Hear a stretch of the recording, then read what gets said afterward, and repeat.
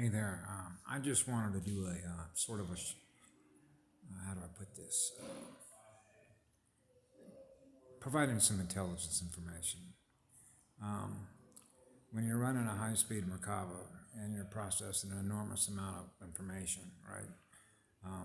You filter it and sort it out between what you already know, future proves past, because every possibility exists within basically an infinite amount of timelines, okay, which is represented by infinite amount of experiences.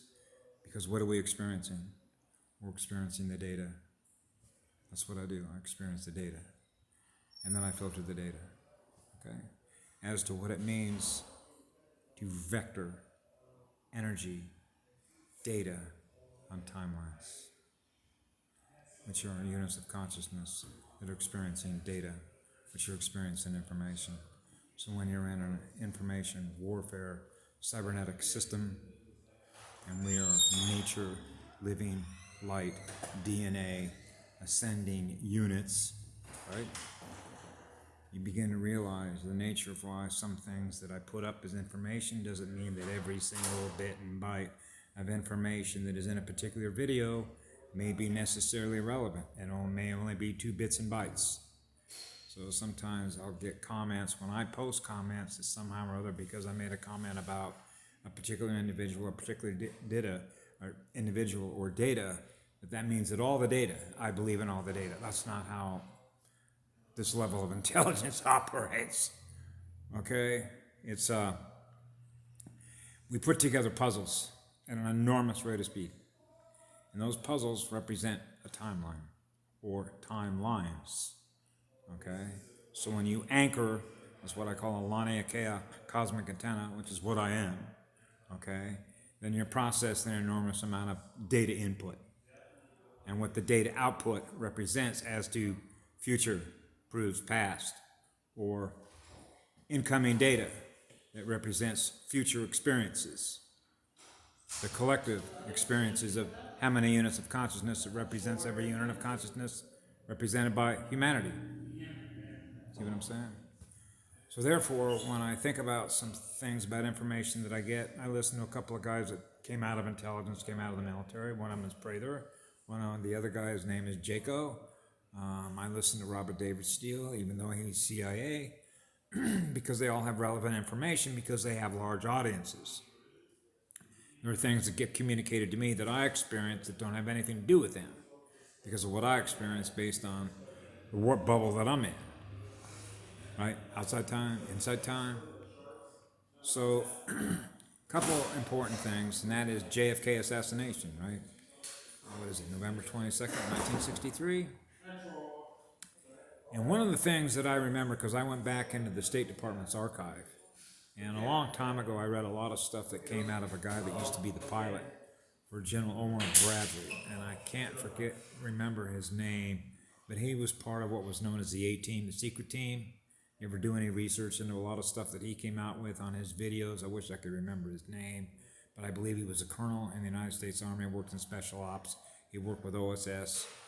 And he opened up a lot of information that I perused through.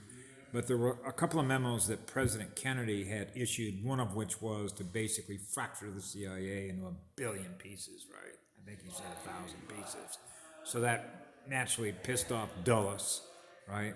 So if you were looking for a reason to want to kill off JFK, you'd probably look at the fact that Kennedy wanted to withdraw American soldiers and what were known as what were they known as? Not scouts, but advisors, which were CIA, Special Forces, because of the way in which Vietnam, North and South, were somehow going to get unified under what? One banner? Whose banner?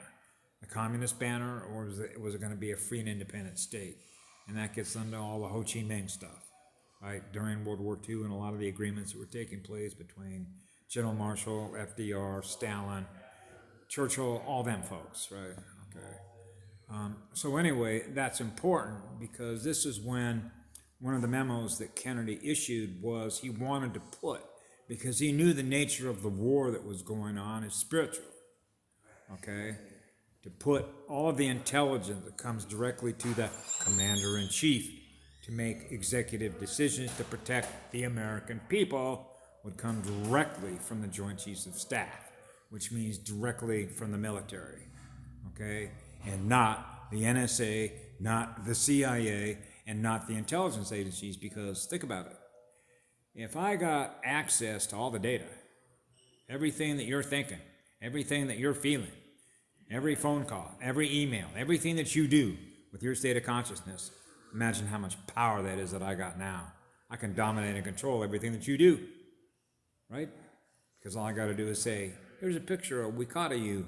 Oh man, that's total control. Welcome to Silicon Valley. Welcome to DARPA. Welcome to the Pentagon. Welcome to the CIA. Welcome to the NSA. You get it? So all of a sudden we realize, hey, now we got a horse soldier who's now running the Pentagon, right? And now we got an executive order saying President Trump wants to make sure that all the intelligence data that he gets is coming directly from the military. White hats, real Americans, people who have a soul, people who live with love in their heart, people who care about the American people, right? You get the picture? Yeah. So these are other light workers that are in military uniforms, okay, that are helping to serve what President Trump's trying to do, which is do what? Get rid of all the parasites. Get rid of all the demons and the vampires. Yeah. Anyway, have a good day. Bye now. Love you all.